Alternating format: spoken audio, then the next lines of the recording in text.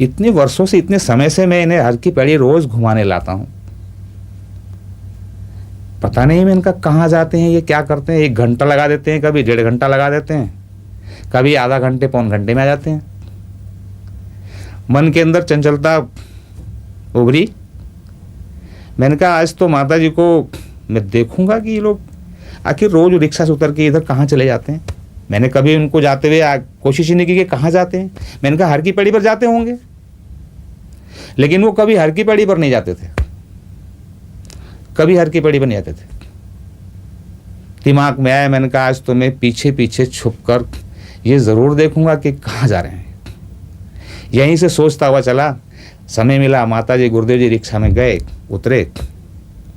खुश था, मैंने कहा आज तो मैंने देखना ही देखना है। तभी रिक्शा से उतरते ही माता जी ने मुझे कहा, पैर में छू नहीं पाया, तभी माता जी ने कहा, उसने कहा मोती रिक्शा पर ही रहना, कहीं मत जाना इधर उधर। मैंने कहा भाई ये तो इन्हें पता चल गया कि ये शायद गड़बड़ करने वाला है, इसलिए मुझे उन्होंने मना कर दिया। बस निराश तो हो गया, छुप के जाने वाली बात भी निकल गई दिमाग से। मैंने कहा भाई मना कर दिया गया है तो मना कर दिया साफ साफ, मैं नहीं जाऊंगा।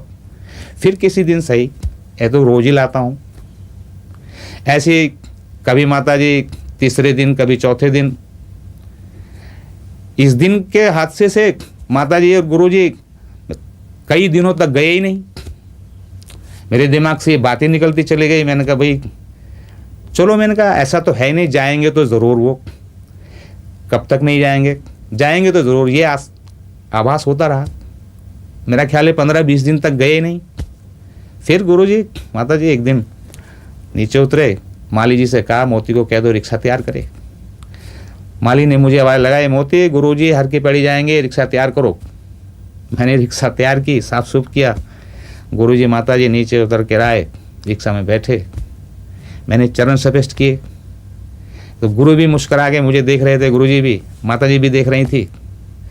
मैंने कहा मेरे मन में क्या है, मैंने कहा ये सब जानते तो है ही हैं। मैंने कहा ये आज ही मना कर देंगे, तो मैंने कहा आज तो मना भी कर देंगे, उसके बाद ही मुझे जाना ही जाना है। हुआ ऐसा कि हर की पैड़ी पर उतरे, रिक्शा मैंने खड़ी की, लेकिन ना गुरुजी ने कुछ कहा ना माता जी ने कुछ कहा। जेब में हाथ डाला, पैसे निकाले। शायद मेरा ख्याल है 10 या 11 रुपए थे। ये ज़रूर बोलते थे मोती दूध पी लेना और कुछ खा लेना, जलेबी वलेबी खा लेना। गुरुजी माता जी उतर कर चले गए। मैं उनको ऊंचे पर से देखता रहा। मैंने कहा ये कहाँ जा रहे हैं।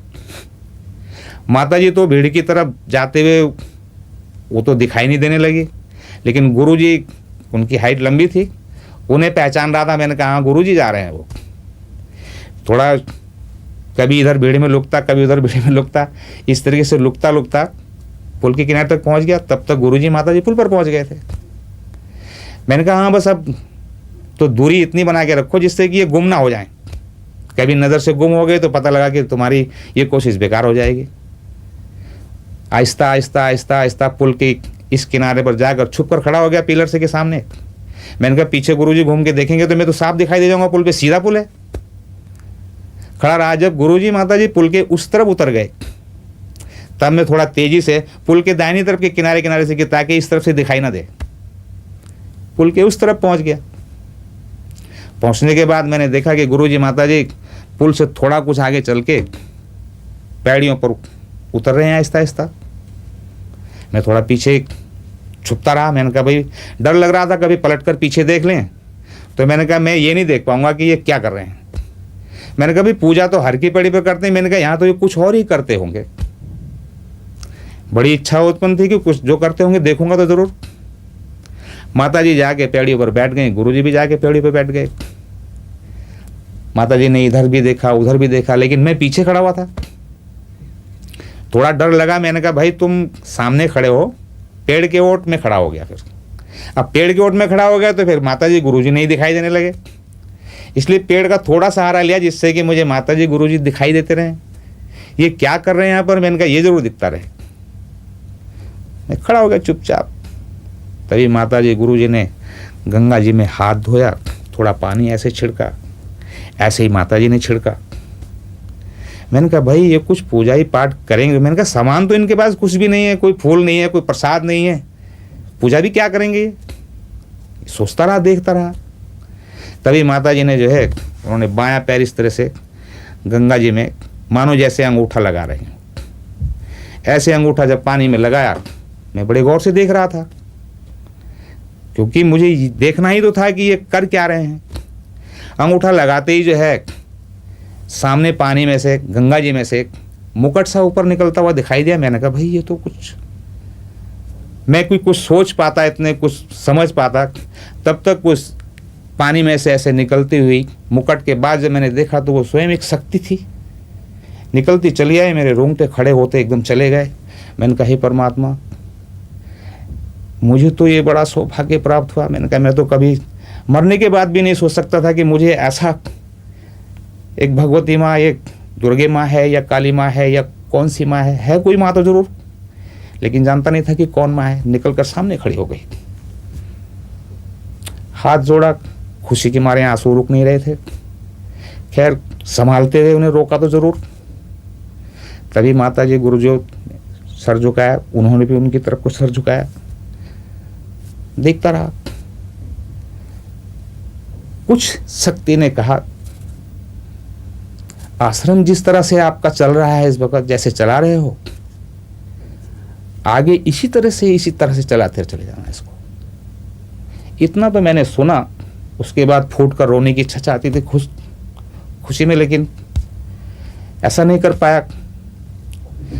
मुझे ये नहीं पता लगा कि तुम कहाँ हो, छुप के देख रहे हो या तुम्हें यहाँ से छुप के वापस भी लौटना है। मैं खो गया बिल्कुल अपने आप में। कितनी देर हो गई होगी मुझे ये भी नहीं पता चला। भूल गया कि गुरुजी माताजी पूजा करके वापस भी हटेंगे तो वो देख लेंगे, लेकिन ये सब सोच ही नहीं पाया, समझ ही नहीं पाया। तब तक गुरुजी माताजी लौट पड़े। लौटते समय जब उन्होंने मुझे देखा, मैं तो बिल्कुल खोया हुआ था, आंखें मेरी बंद थी, पता नहीं क्या क्या सोच रहा था। तभी माताजी ने देखा, मोती क्या कर रहे हो तुम यहाँ पर, क्या देख रहे थे, क्यों खड़े थे। एक सांस में तीनों लफ्ज बोल दिए उन्होंने। चौंक गया, डर गया, हाथ जोड़ा। मैंने कहा माता जी, मैं वही सब कुछ देख रहा था जो आप देख रही थी। जो कुछ आपने देखा, जो आपने किया, वो मैंने सब देखा। तब तक माता जी शायद कुछ बोलना चाहती। गुरुजी ने तभी कहा, बच्चा है, ये सब कुछ इसलिए देख पा रहा है कि ये ब्रह्मचारी है, ये बाल ब्रह्मचारी है, चलो। गुरुजी ने कहा चलो। गुरुजी माताजी तो आहिस्ता आहिस्ता चलते थे, मैं थोड़ा आगे निकल के तेज चलने की कोशिश की। गुरुजी ने कहा नहीं, साथ ही साथ चलो। फिर साथ ही साथ रिक्शा तक आया। रिक्शा में बैठे माताजी, गुरुजी चरण से पेस्ट किए। आश्रम पहुंचने से पहले माताजी ने कहा, मोती ये किसी से मत कहना, जबकि मेरी ये इच्छा थी कि आश्रम में पहुंचकर, यहाँ बहुत से लोग ऐसे थे जो मेरे जानने वाले थे, मैं सबको बता दूं। लेकिन जब उन्होंने ऐसा कहा तो मुझे बड़ा कष्ट हुआ। मैंने कहा गुरुजी माताजी ऐसा क्यों बोल रहे हैं। मैंने कहा क्यों बोल रहे हैं ये यही जाने, तुम्हें तो किसी से नहीं कहना